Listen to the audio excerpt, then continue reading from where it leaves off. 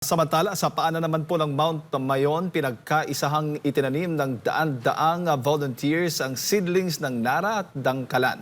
Bahagi ito ng malawakang tree planting initiative ni Pastor Apollo C. Kibuloy na 131 Nation. Alamin natin ang karagdag detalye ng balita na yan mula kay Jason Rubrico. Nagtulong-tulong ang ilang kalalakihan sa barangay Lourdes, Tiwi, Albay na maisalba ang kanilang mga motorsiklo nitong nakaraang linggo. Kasunod yan ng bilis na pagbaha sa kanilang lugar, dulot ng storm well o alon mula sa dagat dahil sa Super Typhoon Pepito. Pero hindi lang pagbaha o posibleng storm surge o daluyong ang pinangangabahan sa Albay tuwing may bagyo, kundi pati na rin ang posibleng lahar flow mula sa Bulkang Mayon. Bago pa nga manalasa ang bagyong Pepito, una nang humagupit ang bagyong Christine sa Albay. Ilang mga bahay at sasakyan sa barangay Masarawag, Ginobatan, Albay ay nalubog sa lahar dulot ng malakas na ulan at pagbaha. Matatandaan naman na noong taong 2006, hindi rin nakaligtas ang Albay sa hugupit ng bagyong Reming, kung saan hindi bababa sa 1,500 katao ang naiulat na nasawi o nawawala sa lungsod ng Legazpi lamang. Dahil dito, naging malinaw ang pangangailangan ng pangmatagalang solusyon upang mabawasan ang epekto ng mga kalamidad sa lalawigan. Ang pagtatanim ng puno ang isa sa naging tugon ng mga lokal na pamahalaan sa Albay upang maprotektahan ang mga komunidad laban sa kaparehong sakuna. Isa sa lugar na kanilang pinagtutuunan ng pansin para tamnan ng mga puno ay ang Mount Mayon Natural Park. Alam po natin na ang Pilipinas ay isa sa mga typhoon belt area. So once na lumaki po yung kahoy, yung mga tinatanim natin na kahoy, so nagsisilbi po yan na buffer. Ibig sabihin po, panangga po siya or nagsisilbing windbreaks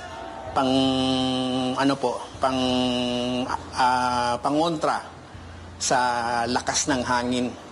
Windbreaks po talaga siya. Talagang pag tumama ang bagyo diyan, sigurado po sa susunod na humihina na yung strength niya because talagang nababasag niya yung puwersa ng hangin.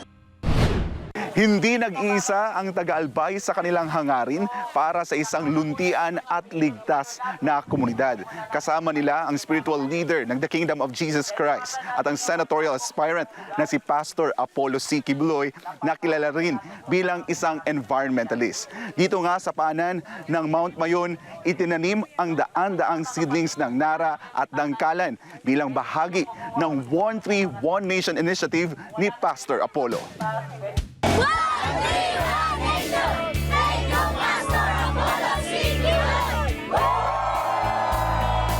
Kung magkakaroon po tayo ng chance na magtanim ng punong kahoy, mas maganda po na magtanim po tayo ng punong kahoy. Apektado tayong lahat when it comes to climate change.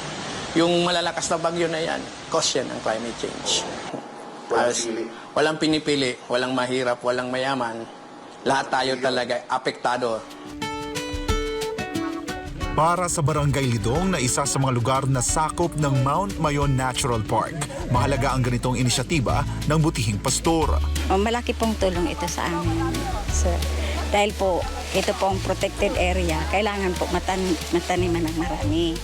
Ayun po, lagi naman po kami nagtitree planting.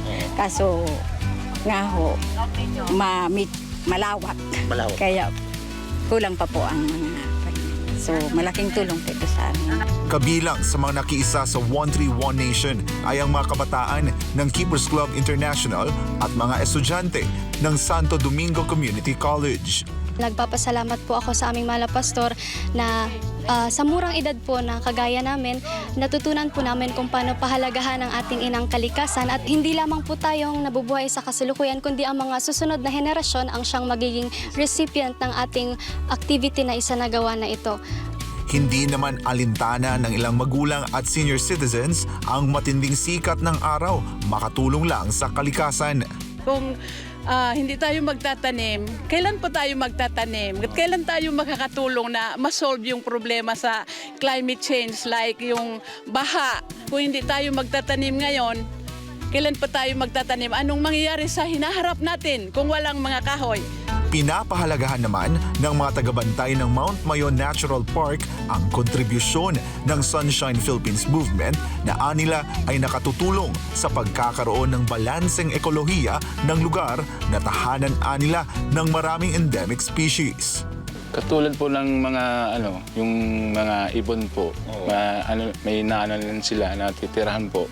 Kasi ang mga hayop yung mga naubos na po. Kaya pag may mga kahoy po, may natitirahan po sila.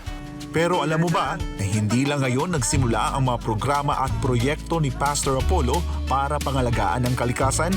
Magdadalawang dekada na mula nang maitatag ng Butihing Pastor ang Sunshine Philippines Movement. Isa nga sa Exhibit A ni Pastor Apollo ang Glory Mountain sa paanan ng Mount Apo sa Barangay Tamayong sa Davao City, kung saan libo-libong pine trees na ang naitanim. Kung tayo po mga kaibigan at mga kapatid, tayo po ay magkakaisa at susunod po tayo at gawin nating example itong lahat ng mga ginagawa ni Pastor Apollo C. Quiboloy, ay hindi po imposible na makamit po natin yung hinahangad natin na pagbabago ng ating kalikasan at yung ating bansa na tutungo sa kaunlaran. Target din ni Pastor Apollo na ma-enhance ang urban green spaces sa Pilipinas bilang isang future senator.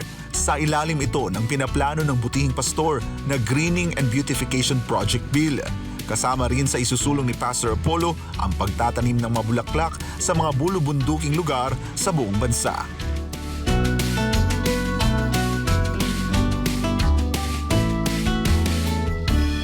Mula dito sa Albay, para sa Diyos at sa Pilipinas kung mahal, ako si Jason Rubrico, SMNI News.